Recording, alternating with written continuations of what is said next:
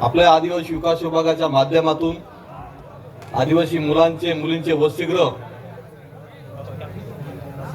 जळगाव शहर च्या माध्यमातून आपलं अस्तित्व, आपली अस्मिता, आपली संस्कृती टिकवण्यासाठी आज जे जोहार आदिवासी उत्सवाचं आयोजन केलं, त्यामुळे मी सगळ्या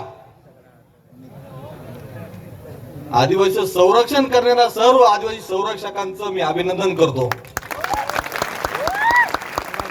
आणि सगळ्यांना जय जोहार,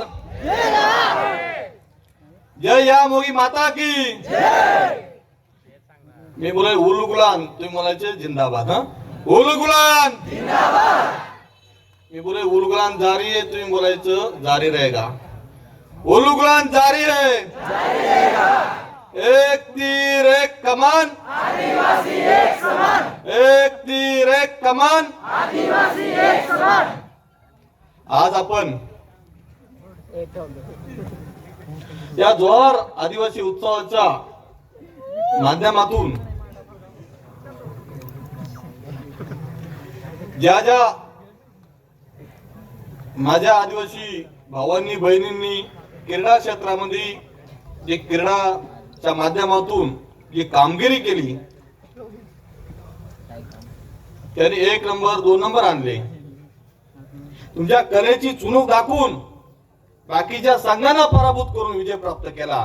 त्यामुळे आज आपण त्यांचा सन्मान केला. त्यामुळे त्या क्रीडा प्रेमींचं, त्या खेळाडूंचं आपण सगळ्यांच्या वतीने टाळ्या वाजवून स्वागत करायचंय. हीच टाळ्यांची प्रेरणा त्यांना ऑलिम्पिक पर्यंत घेऊन जाऊ शकते. आज आपला किसन तडवी नावाचा आपला आदिवासी भाऊ आज जाऊन आला. कविता राऊत, असे देशातील खूप आदिवासी मुलं मुली आहेत की ते आज ऑलिम्पिक पर्यंत गेलेली आहेत आणि जातात, कारण आपल्या मुलांमध्ये ती कला आहे, ती कोणातच नाही. आज आपण बघतोय जून महिन्यामध्ये तुम्ही कॉलेजला ऍडमिशन घेतल्यानंतर आता तुमचं शैक्षणिक वर्ष संपत आलं. त्या 10-11 महिन्यामध्ये तुम्ही काय काम केलं, काय नाही, तुमच्या शिक्षणामध्ये, तुमच्या करिअर मध्ये यशस्वी होण्यासाठी तुम्ही दिवस रात्र अभ्यास करून, मेहनत करून, काहीतरी अधिकारी बनण्याचं काहीतरी जे तुमच्या मनामध्ये ध्येय निश्चित केलं असेल ते बनण्यासाठी तुम्ही सतत प्रयत्न करत असतात. कारण मी पण एक वसतिगृहातला मुलगा आज तुमच्या समोर आहे. मी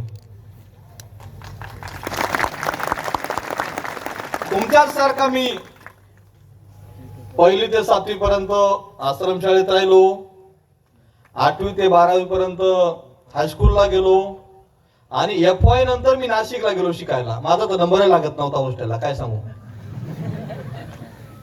मी अक्षरशः, तुम्हाला खोटं वाटेल, नाशिकच्या सगळ्या गृहपालांना तुमचे जुने आता बरेच मुलं कामाला लागले, त्यांना विचारा. मी अक्षरशः, तुम्हाला खोटं वाटेल, आडगाव नाक्याला एक वसतिगृह होतं आमचं. माझ्या गावचे मुलं काही तिथं शिकायला होते आणि बरं का सर, राजेर साहेब, म्हणजे संघर्ष काय असतो या मुलांना कळला पाहिजे. इथं काहीच मिळत नाही. मेसवाला होता, ते मुलं घाबरायचे सगळे.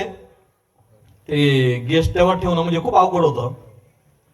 आता माझ्यामुळे 1000 वसतिगृहाच्या मुलाला 500 मुलं पण राहू शकतात.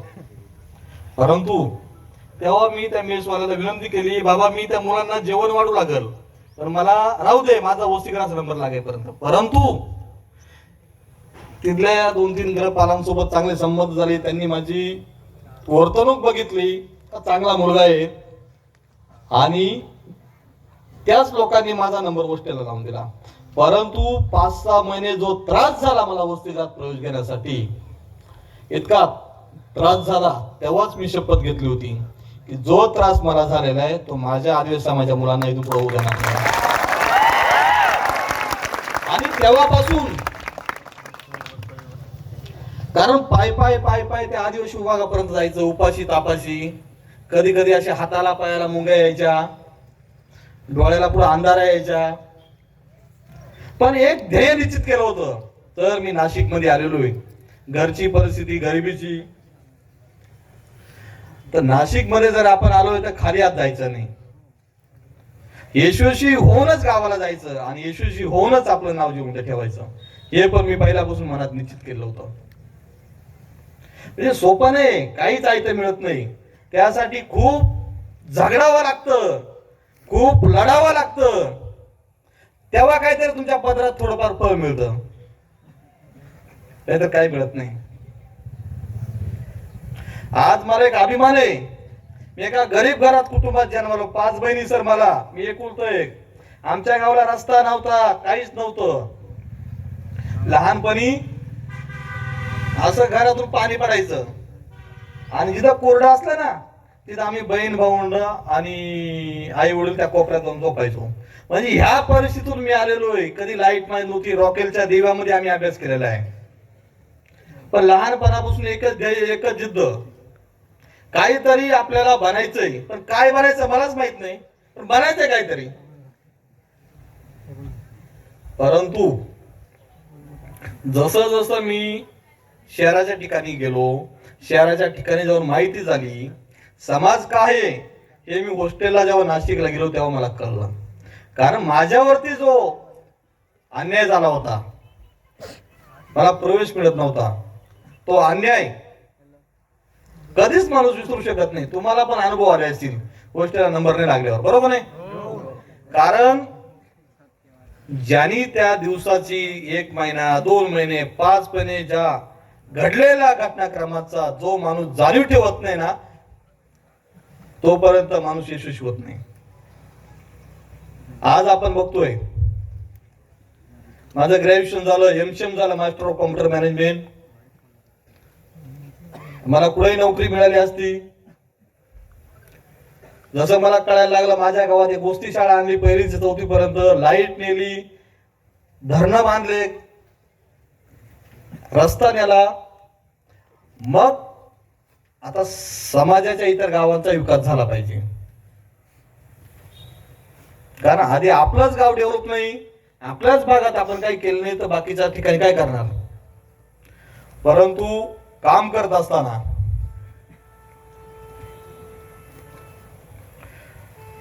बऱ्याच ठिकाणी, नंदुरबार, जळगाव, नागपूर, कुठंही कोणतं काम असलं तरी आपल्याला आमदार खासदारची गरज नसती, तरी आपण ते काम मंजूर करून दिलेत. 2016 साली एक खूप मोठं आंदोलन केलं होतं मी आदिवासी आयुक्तालयामध्ये. 15 दिवस त्या आयुक्तालयामध्ये झोपलो होतो. हॉस्टेलला मुलाचा नंबर लागत नव्हता. आता वसतिगृहाची कॅपॅसिटी मर्यादित असती, त्या मुलींचा 250, 75, तुमचे 150, 75, 250 अशी कॅपॅसिटी. मग बाकीच्या मुलांचे प्रवेश अर्ज तर त्यांनी करायचं काय? कारण ते पण आपल्या देशाचं, आपल्या समाजाचं भविष्य आहे, ते पण घडलं पाहिजे, त्यांचे स्वप्न पूर्ण झाले पाहिजे, त्यासाठी काहीतरी उपाययोजना केली पाहिजे. म्हणून तेव्हा आदिवासी विकास मंत्री विष्णू सावरा साहेब होते, ते नाही आहेत आज आपल्यात. तेव्हा मनीषा वर्मा मॅडम प्रधान सचिव होत्या. योगायोग असा आमचा 15वा दिवस आंदोलनाचा, आणि त्या नाशिकला दौऱ्यावरती आल्या होत्या. आम्ही आयुक्तालयाला त्या दिवशी नेमकी कुलूप ठोकून दिलं होतं. मी एकही अधिकाऱ्याला मध्ये येऊन देत नव्हतो, जाऊन देत नव्हतो. पण प्रधान सचिव सेक्रेटरी मॅडम आल्या, त्यांनी विनंती केली, शासकीय कार्यालयाला असं कुलूप लावता येत नाही, मग काय करायचं. आमची मग मीटिंग घेतली त्यांनी, चांगल्या प्रकारे मीटिंग झाली. त्यांना सांगितलं, जर माझ्या आदिवासी मुला मुलींचा वसतिगृहात प्रवेश नंबर लागत नाही, त्यांनी काय करायचं, आत्महत्या करायची काय? घरची परिस्थिती काय एवढी आहे का रूम घेऊन राहण्यासाठी, जेवणासाठी बाहेर पैसे देतील? घरच्यांची एवढी परिस्थिती नाही. परंतु त्या मॅडमनी सांगितलं, काय केलं पाहिजे, तुम्ही पर्याय काढा. मी सांगितलं, त्या मुलाचा मुलीचा जर वसतिगृहात नंबर लागला नाही, त्याची राहण्याची जेवणाची जो खर्च आहे तो शासनाने करावा. आणि महाराष्ट्रामध्ये पंडित दीनदयाळ नावाचा स्वयं योजनेचा निर्णय फक्त माझ्यामुळे लागू झाला आज महाराष्ट्रात.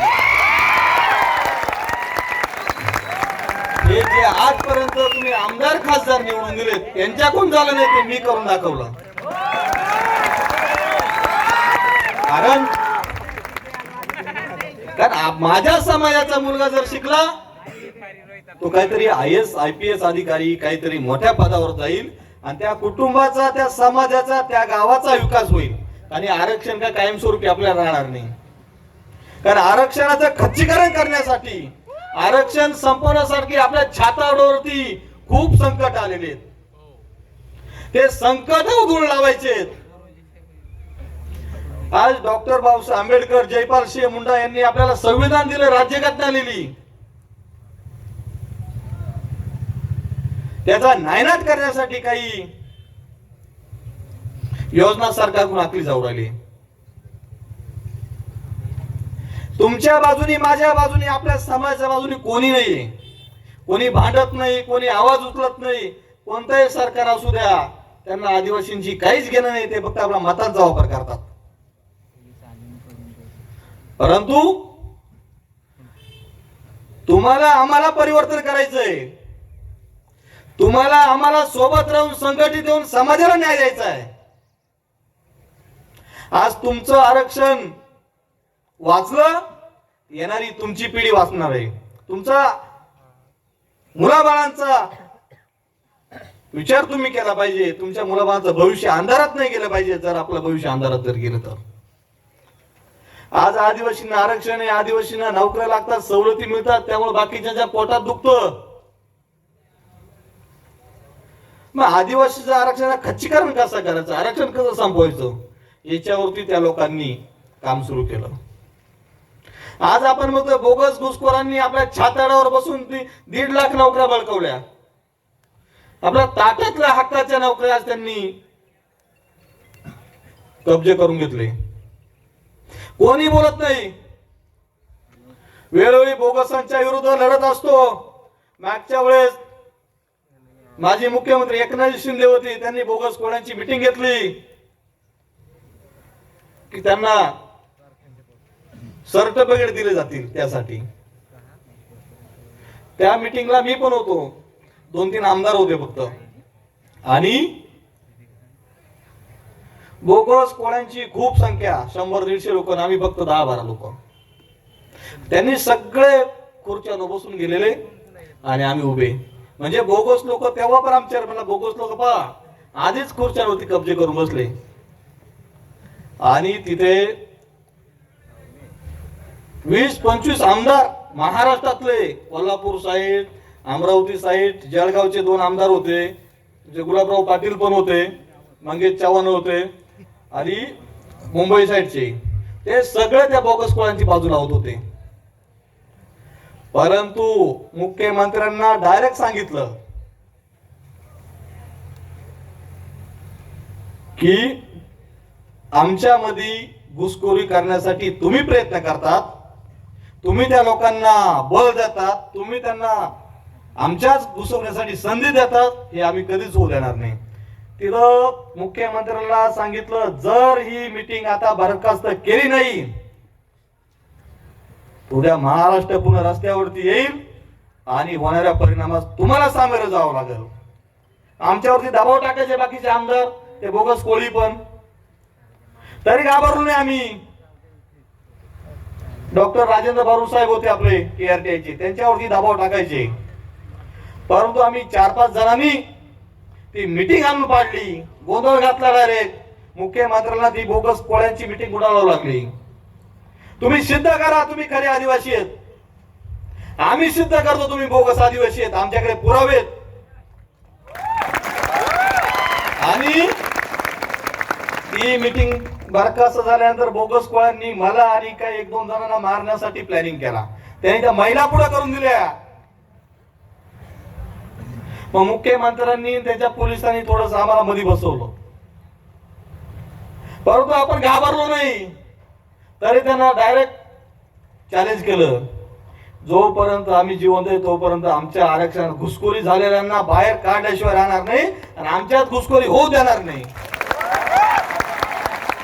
आणि मग काही बोगस आदिवासीने माझे नवगत जागतिक आदिवासी दिनाचे बॅनर लागले होते नाशिक रोड मुंबई हायवेला. त्या नालायकांनी काय केलं, त्यांच्या हिंमत नाही समोर यायची. त्यांनी त्या बॅनर वरती चिखल फेकून दिले, ते बॅनर फाडले आणि इंस्टाग्रामला रील टाकले. म्हणजे ही त्याची मानसिकता आहे. धनगरांना आदिवासी मध्ये घुसण्यासाठी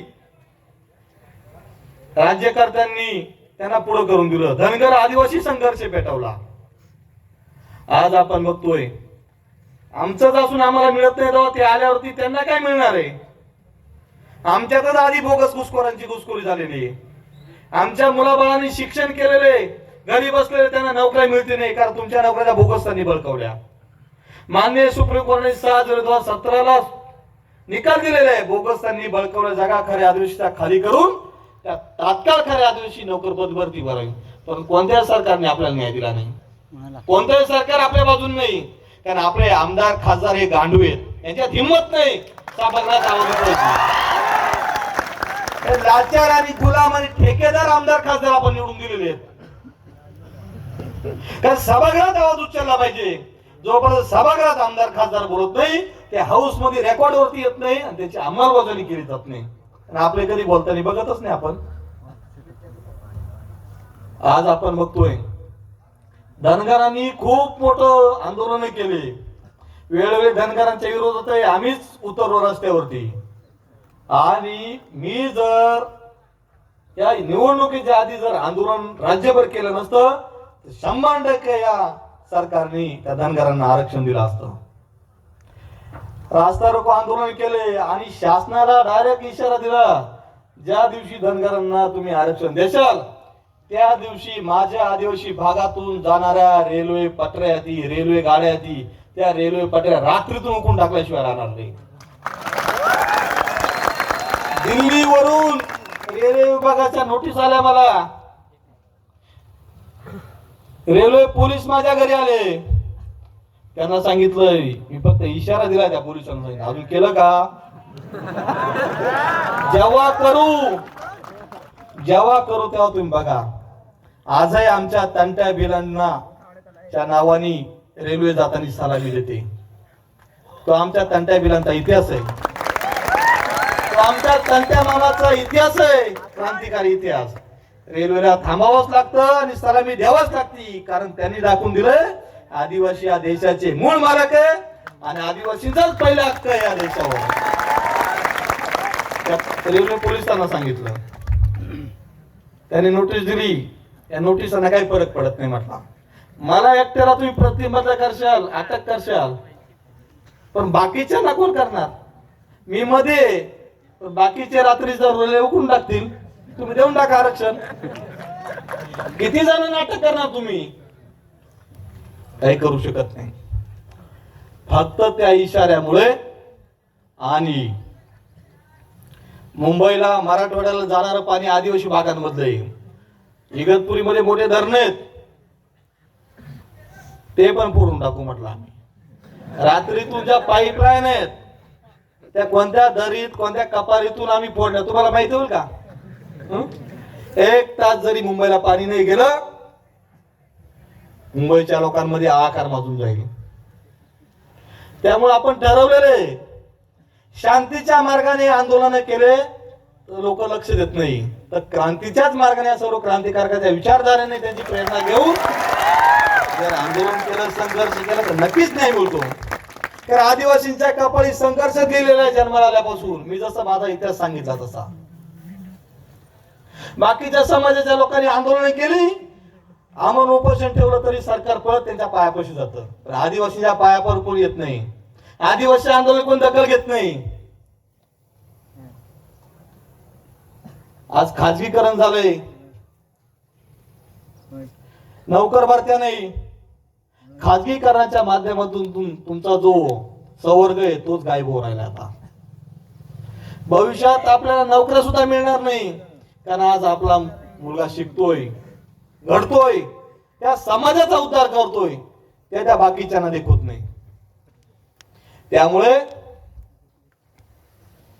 सतत लढत असतो, सतत भांडत असतो. पण तरी आपले लोक पण जागे होती नाही. कारण तुम्हाला सगळ्या तरुणांना माझी विनंती आहे आणि आव्हान आहे, हे परिवर्तन तुम्हाला करायचं आहे, एकटा लकी जाधव करू शकत नाही. आज माझ्यासारखा व्यक्ती जिवंत आहे, उद्या नसणार आहे. ती लढाई तुम्हाला पुढे चालवायची आहे. चळवळी संपल्या नाही पाहिजे. जेव्हा चळवळी संपतील तेव्हा आदिवासी समाजावर मोठे अन्याय चालू होतील. चळवळी जिवंत राहिल्या पाहिजे, संघर्ष सतत चालू राहिला पाहिजे. आरक्षणाचं कच्चीकरण मागास सांगितलं, आरक्षण संपवण्यासाठी कसे कसे षडयंत्र चारी बाजूने केले जाऊ राहिलेत. आदिवासींमध्ये घुसखोरी तर केली, आदिवासींच्या नामसाधर्माचा फायदा तर घेतला, परंतु त्याच्याही पलीकडे तुम्ही जर जाऊन बघितलं तर आदिवासीच्या आरक्षणाचा कसा गैरवापर करून स्वतःच्या स्वार्थासाठी त्या आरक्षणाचा वापर केला जातो हे तुम्हाला सांगतो मी.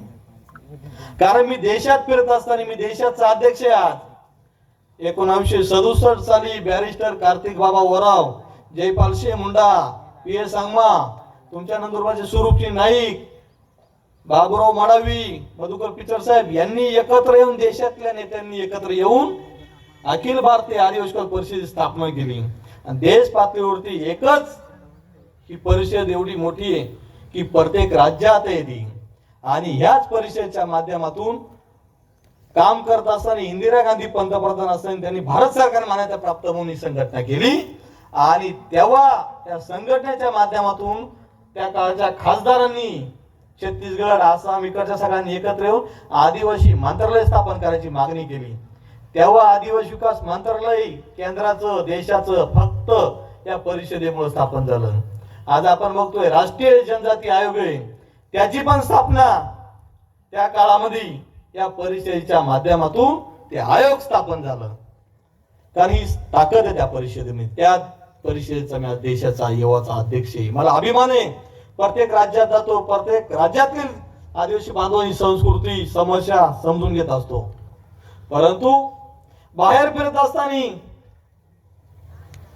आपल्या देशावरती कसे कसे संकट आले, कसे येऊ राहिले आणि अजून कसे येणार आहेत हे तुम्हाला माहित झालं पाहिजे. कारण झारखंडला, मणिपूरला, छत्तीसगड, आसाम इकडं तिकडं बघितलं, सगळं खूप फिरलो मी. म्हटलं महाराष्ट्रातच अशी परिस्थिती का? पण अशी परिस्थिती सगळीकडे. ती कोणती परिस्थिती आहे? आदिवासीच्या जमिनी दुसऱ्यांना विकत घेता येते नाही.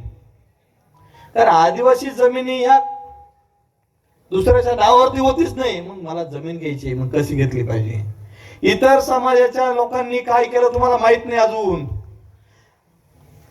आपल्या पण महाराष्ट्रामध्ये, नाशिक मध्ये पण, तुमच्या पण भागामध्ये केलं असेल. आदिवासी मुलींना तुम्ही ऐका माझ्या बहिणींनो, हे तुम्हाला सगळ्यांना जबाबदारीने वागायचे. आता ही जबाबदारी आहे तुम्हाला सगळ्या मुलींना सांभाळायची. तुम्ही पण आपल्या घरात असलेल्या बहिणींना सगळ्यांना सांगायचंय. जास्त काही वेळ घेणार नाही, परंतु 2-5 मिनिटांमध्ये तुम्हाला जाता जाता एकच सांगतो. आपलं जर आरक्षण वाचवायचं असेल, आरक्षणाचं खच्चीकरण होऊ द्यायचं नसेल, आरक्षण जिवंत ठेवायचं असेल, आरक्षण गैरवापर होऊ द्यायचा नसेल, तर काही बिगर आदिवासी समाजाच्या लोकांनी आदिवासी समाजाच्या मुलींना प्रेमाच्या जाळ्यात अडकवून त्यांच्या स्वार्थासाठी, कारण आधी बापाची जात मूल्य लागती, तर त्या मुलींच्या नावावरती 100, 500 एकर जमिनी घेऊन टाकल्यात. ही परिस्थिती आहे आज.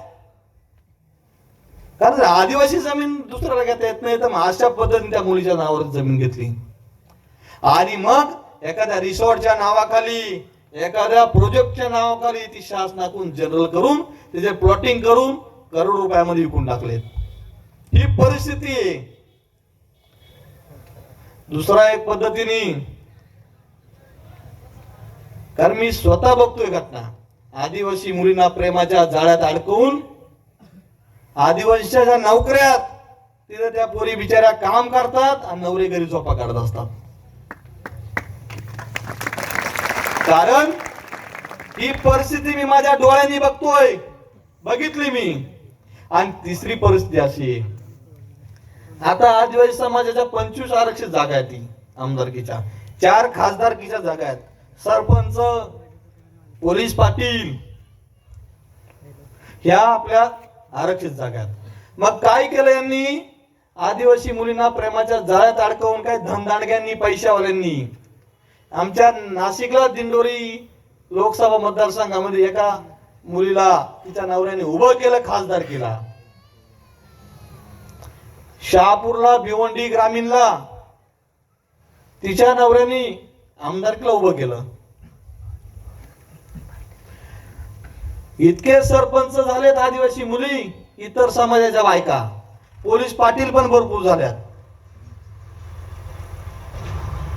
मग आता तुम्ही याच्यावरती काम केलं पाहिजे. आणि अशा पद्धतीने आदिवासीचं आरक्षण सर संपवण्याचं कारस्थान चालू आहे. मणिपूर मध्ये अशीच घटना घडली. मणिपूर जाळून टाकलं जमिनीसाठी. महाराष्ट्रामधील जी परिस्थिती पाहतोय मी, देशाचं नाही सांगत, माझ्या राज्यातलं सांगतोय मी आधी, कारण मी या सगळ्यांचे पुरावे गोळा केलेत म्हणून आज तुमच्या समोर बोलतोय. त्या पुराव्यांच्या आधारे मी कोर्टात जाणार आहे, कारण मला माझ्या आदिवासी समाजाचं आरक्षण वाचवायचंय. माझ्या आदिवासींच्या आरक्षणाची दिशाभूल, गैरवापर अशा पद्धतीने केलं जातंय. माझ्या भोळ्या बाबड्या गरीब पोरींना प्रेमाच्या जाळ्यात अडकवून तुमचं नोकरीचं आरक्षण, राजकीय आरक्षण आणि तुमचं जमिनीचं आरक्षण संपवण्यासाठी एक कटकारस्थान इतरांकडून चालू आहे. याच्यावर तुम्हाला मला काम करायचंय. उद्या तुमच्या जमिनी सगळे ते लोक घेऊन टाकतील. उद्या तुमच्या सगळ्या नोकऱ्या ते लोक घेऊन टाकतील. उद्या तुमच्या राजकीय आरक्षित असलेल्या आमदार, खासदारकी, सरपंच सगळ्या जागा ते बळकावून टाकतील. कारण जी परिस्थिती ती स्वतः बघतोय. माझ्याकडे पुरावे, त्या पुराव्याच्या आधारे बोलतोय, कारण मी ते पुरावे एक एक पुरावा गोळा करून मला कोर्टात जायचंय. त्या मुलींना पण कळलं पाहिजे आदिवासी समाजाच्या. माझ्या समाजाला आरक्षणाचा लाभ घेता येत नाही, परंतु मी प्रेमाला विरोध करत नाही कोणाच्या. सुप्रीम कोर्टाने परवानगी दिलेली, परंतु त्या मुलींना पण कळलं पाहिजे माझा समाज गरीब आहे, भोळा बाबडा आहे, मी शिकलेले, मी खूप मोठा माझ्या आदिवासी समाजात जर जन्माला आले त्या समाजाचा घात करते ही जाणीव त्या मुलीला झाली पाहिजे. नाहीतर ती पण चला नवरा आहे, माझा पैसा मिळतो चला, कारण सर्टिफिकेट त्या नावावरती सगळं राजकारण चालू आहे. त्याच्यामुळे तुम्ही सगळ्या माझ्या बांधवांनी या जोहार उत्सवाच्या माध्यमातून एक संदेश घ्यायचा आहे. आपलं आरक्षण कशा पद्धतीने संपवण्याचं कारस्थान चालू आहे तुम्हाला सगळ्यांना माहित आहे आणि माहित झालं पाहिजे. तुमचं आरक्षण वाचलं तर तुम्ही वाचणार आहे बाबांनो. मी आज इथं आहे, पुढच्या वेळेस राहतो का नाही, पण चारही बाजूने माझ्यावरती संकट आहेत. बोगस आदिवासी, घुसखोर, इकडनं शासन, इकडनं प्रेशर, कुठे अडकवण्याचा प्रयत्न करत असतं. पण मी काय घाबरणाऱ्यातला नाहीये. मी काही हातात बांगड्या भरलेल्या नाहीयेत, कारण मी शपथ घेतलेल्या या सगळ्या क्रांतिकारकांची. जोपर्यंत जिवंत आहे तोपर्यंत या समाजाची प्रामाणिक राहून माझ्या समाजाला न्याय देण्यासाठी शेवटच्या श्वासापर्यंत लढेल, मरेल, परंतु झुकणार नाही, वाकणार नाही आणि दलालगिरी करणार नाही. ही शपथ मी स्वतः घेतलेली. आणि कोणी येईल याची वाट कधी मी बघत नसतो. स्वतःपासून सुरुवात तुम्ही पण करायला शिका बाबांनो. आणि मी जर घडलोय तर मागास सांगितलं वसतिगृहाच्या माझ्या गृहपालांनी त्या माझा नंबर लावून दिला. त्याच्यामुळे मी नाशिकच्या त्या गृहपालांचा अजूनही आदर ठेवतो आणि त्यांना गुरु मानतो. तुम्ही ठीक आहे, तुमच्या समस्या होत असतात, त्या समस्या दूर करण्यासाठी मी आहे, तुम्ही आहे, परंतु त्यांचा सन्मान करायला शिकत जा. कारण आई वडिलांनंतर आपलं पालकत्व जर कोण असतं तर हे गृहपाल असतात. आपणही त्यांची इज्जत करायला शिकलं पाहिजे, आपणही त्यांना सन्मान दिला पाहिजे आणि गुरुच्या जागी त्यांना स्थान दिलं पाहिजे. तुम्ही जसं मी देतोय. समस्या असतात त्या सोडवण्यासाठी एखादा गृहपाल असतो कधी कधी चुकीचा, परंतु तरी त्या कशा सोडवायच्या हे आपण ठरवलं पाहिजे आणि त्याला विश्वासात घेऊन आपण ती पुढे लढाई लढली पाहिजे. आता मी असल्यामुळे तुमच्या